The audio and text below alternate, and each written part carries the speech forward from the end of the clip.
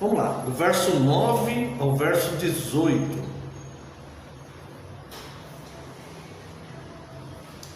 Procura vir ter comigo depressa, porque Demas, tendo amado o presente século, me abandonou e foi para Tessalônica, Crescente para a Galácia, Tito para a Dalmácia. Somente Lucas está comigo. Toma contigo Marcos e traze-o, pois me é útil para o ministério. Quanto a Tíquico, mandei-o até Éfeso. Quando vieres, traze a capa que deixei em Troade, em casa de Carpo, bem como os livros, especialmente os pergaminhos. Alexandre, o latoeiro, causou-me muitos males. O Senhor lhe dará a paga segundo as suas obras. Tu, guarda-te também dele, porque resistiu fortemente às nossas palavras. Na minha primeira defesa, ninguém foi a meu favor. Antes, todos me abandonaram. Que isto não lhe seja posto em conta. Mas o Senhor me assistiu e me revestiu de forças, para que, por meu intermédio, a pregação fosse plenamente cumprida, e todos os gentios a ouvissem, e fui libertado da boca do leão. O Senhor me livrará também de toda obra maligna, e me levará salvo para o seu reino celestial. A Ele glória pelos séculos dos séculos. Amém. Então aqui nós vemos mais abandonos e mais traições, né? E uns poucos que permaneceram fiéis, tá? Paulo, ele foi acusado injustamente e processado criminalmente, condenado à morte por ter colocado fogo em Roma. Mais tarde, esse incêndio de Roma aconteceu foi 2 dias que Roma ficou queimando, dia 18 e 19 de julho do ano 64, né?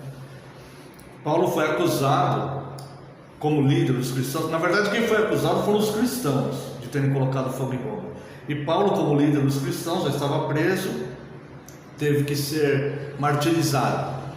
Por isso é que Paulo foi martirizado. Sendo cidadão romano, ele não poderia ser condenado à morte. O cidadão romano só poderia ser condenado à morte, acho que eu já falei isso em outras passagens, quando ele matasse um outro cidadão romano. Então, colocando fogo em Roma, obviamente, muitos romanos morreram. E então Paulo foi acusado e condenado à morte, mesmo sendo cidadão romano, porque acusado de homicídio, né? E a pena para o cidadão romano era a decapitação, e por isso que Paulo foi decapitado, né? Ele não foi torturado como os outros apóstolos, né? Alguns foram crucificados, outros foram, mortos à espada e tal. E ele foi decapitado, tá? Mas, por providência de Deus, existem os historiadores. Então, historiadores como Heródoto, Flávio Joséfo, Tácito, né? Plutarco e vários outros registraram momentos da história, que é por isso que nós sabemos desses acontecimentos históricos, né? E aqui Tácito, ele escreveu que Nero culpou a comunidade cristã pelo incêndio de Roma. Só que houve um processo criminal contra Paulo, o processo foi aberto, ele foi martirizado, né? Só que o Senado, mais tarde, descobriu que foi o próprio Nero que colocou fogo em Roma, porque ele tinha o desejo insano de entrar para a história como o imperador que construiu a nova Roma, a nova cidade, né? Então o próprio Nero foi processado depois pelo Senado romano e ele se matou. Nero, ele cometeu suicídio no ano 68, ou seja, 4 anos depois de ter martirizado Paulo, tá? Então foi seguramente o motivo porque muitos teriam abandonado e só Lucas ficado, né? Vamos fazer uma justiça aqui, né? Sempre se fala que só Lucas ficou, né? Mas o verso 12 diz: quanto a Tíquico, mandei-o a Éfeso. Então, possivelmente, Tíquico possivelmente também não abandonou, né? Mas o próprio Paulo mandou ele a Éfeso. Veja a preocupação que Paulo tinha com a igreja de Éfeso, até perto de sua morte, já sabendo que ia morrer. Então ele pega e manda Tíquico lá, né? e tinha essa preocupação. Então aqui, essa perícope aqui do 9 ao 18, ela é bastante interessante. Olha só, nem todos que abandonam são por medo ou por causa de perseguição. Aqui no verso 9, o verso 10, ele fala sobre Demas. Porque Demas, tendo amado o presente século, me abandonou e foi para Tessalônica. Então veja que ele faz uma ênfase aqui, né? Demas não me abandonou porque a igreja vai ser perseguida. Demas me abandonou porque estava amando o presente século, tá? Este motivo é o que leva a maioria das pessoas a abandonarem a fé. É amarem a própria vida, amarem o presente século, as riquezas que este mundo pode oferecer, os prazeres e tudo mais, tá? Então isso é o que acontece até hoje, que a maioria abandona a fé. É por isso, né, que nós temos a doutrina, uma doutrina bíblica, né, mas que nós defendemos, que é a doutrina da perseverança dos santos. O verdadeiro eleito é aquele que vai perseverar até o fim, tá? Um outro detalhe dessa passagem aqui é sobre Marcos, né? Somente Lucas está comigo. Toma contigo Marcos e traze-o, pois me é útil para o ministério, né? Marcos é o João Marcos, é o Marcos que escreveu o Evangelho, né? E ele era primo de Barnabé. E houve, numa das viagens missionárias, houve um desentendimento entre eles. Então você vê que os próprios apóstolos, seus cooperadores, eles eram seres humanos, né? Então às vezes havia um desentendimento, né? Os desentendimentos entre irmãos, eles acontecem, porque acontece entre casais, acontece entre irmãos biológicos, acontece dois amigos, aqueles amigos assim para tudo, se vão morar junto, em algum momento eles se desentendem ali, e na igreja não é diferente, mesmo todos tendo a boa intenção e a boa vontade de fazer algo, né? Então onde existe ser humano, porque o ser humano, um não é igual ao outro, existem incompatibilidades, sempre existe, entre irmãos biológicos, com a mesma criação, filhos dos mesmos pais, existem incompatibilidades, gêmeos, existe incompatibilidade, né? Então isso é normal, então a gente tem que saber lidar com essas coisas, principalmente dentro da igreja. E nós vemos isso, né? Paulo e Pedro, né, tiveram um desentendimento. Lembra quando estudamos a carta aos Gálatas, né? Resistia a Pedro frente a frente, né? E aqui eles se referem, numa de suas viagens, quando ele se desentendeu com Barnabé a respeito de Marcos. Então Barnabé e Marcos foram para um lado e ele foi para o outro, né? Mas o que tem que prevalecer é o que? É o que nós chamamos aqui de censura fraterna, né? É a fraternidade, o amor fraterno, e reconhecer o outro como também servo de Deus, que também está lutando pela mesma causa, né? E é muito bonito quando ele fala aqui: me traz Marcos, pois ele me é útil para o ministério. Um outro detalhe aqui, só esse pedacinho aqui daria umas 3 aulas sem querer exagerar, daria mesmo, esse do 9 aos 18. É que a gente não tem tempo, nós vamos terminar esse capítulo hoje, mas olha só. Compara o verso 14 com o verso 16. Ele fala assim: Alexandre o latoeiro causou-me muitos males, o Senhor lhe dará paga segundo as suas obras. Este aqui é um inimigo. Verso 16: Na minha primeira defesa ninguém foi a meu favor, antes todos me abandonaram, que isto não lhes seja posto em conta. Esses aqui são irmãos fiéis e amados.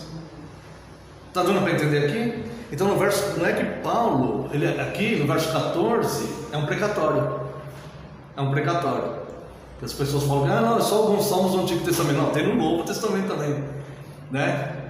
Aliás, é um imprecatório. E aqui ele está dizendo aqui: Alexandre Latoeiro me causou muitos males, o Senhor lhe deu paga. É um imprecatório. Para os irmãos que o abandonaram, ele não tem mágoa daqueles irmãos, e ele não lança um imprecatório contra aqueles irmãos, né? O Senhor não os coloca em conta.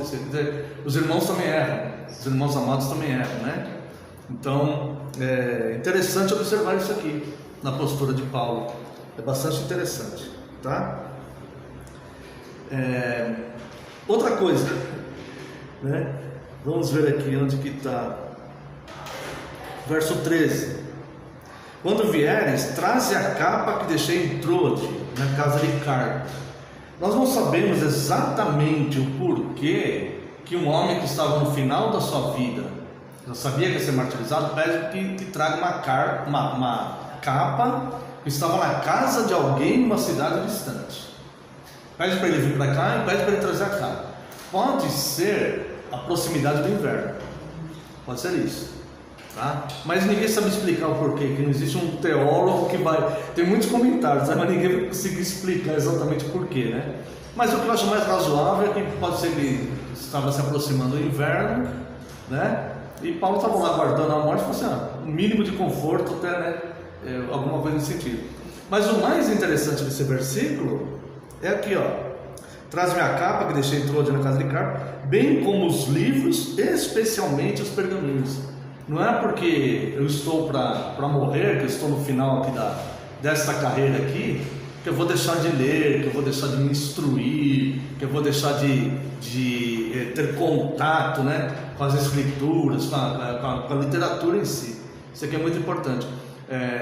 Uma das coisas que a Igreja Reformada, no período da Reforma, incentivou muito foi a literatura, como outras formas de arte também, né? Como até hoje a Igreja Reformada incentiva mesmo a ler, né? É muito comum o pastor dar um livro para outro e é muito comum isso, né? E inclusive os ministros, eles devem ler, tá? Entre as suas atribuições tem que ler mesmo, tá? Então Paulo fala: me traz os livros, principalmente os pergaminhos, né? Eu estou chegando no final da carreira, mas eu não vou abandonar aqui e vou me instruir cada vez mais, né? 14. Alexandre Latoeiro: este professava zelo ao promover o reino de Cristo, depois mudou completamente, combatendo a fé. Alexandre Latoeiro e Himeneu, que ele fala na outra carta, eram líderes da igreja de Éfeso. Eram dois daqueles líderes que estavam dando problemas ali, que deram problemas na igreja de Éfeso, né? Você vê como Paulo tinha um amor por essa igreja, né? E é uma igreja que Cristo removeu o candeeiro. Cristo removeu aquela igreja e ele amava aquela igreja, tá? Paulo, ele se inflamava mais com os que combatiam a sã doutrina do que com os que o prejudicavam pessoalmente. Aqueles que prejudicaram ele pessoalmente, foi o caso de Listra, né? Lá na Galácia, que apedrejaram ele, deixaram ele quase morto. Ele voltou lá e evangelizou aqueles homens. Agora, aqueles que combatiam a sã doutrina, aí ele se inflamava contra esses, que eram os que combatiam Cristo. Por isso que ele faz esse imprecatório aqui no verso 14, tá? Bom, vamos reler aqui o verso 16 e 17. Na minha primeira defesa, ninguém foi a meu favor, antes todos me abandonaram, que isto não lhes seja posto em conta. Mas o Senhor me assistiu e me revestiu de forças, para que por meu intermédio a pregação fosse plenamente cumprida e todos os gentios a ouvissem, e fui libertado da boca do leão. Ou seja, nós precisamos dos cooperadores, nós precisamos dos irmãos que nos apoiam no nosso ministério, né? Mas se esses irmãos abandonarem, o próprio Deus vai assistir e vai cumprir o ministério, vai fazer com que ele cumpra o ministério. Olha só o que ele fala aqui: eles me abandonaram, ninguém foi em minha defesa, todos me abandonaram, mas o Senhor me assistiu, me revestiu de forças, para que por meu intermédio a pregação fosse plenamente cumprida.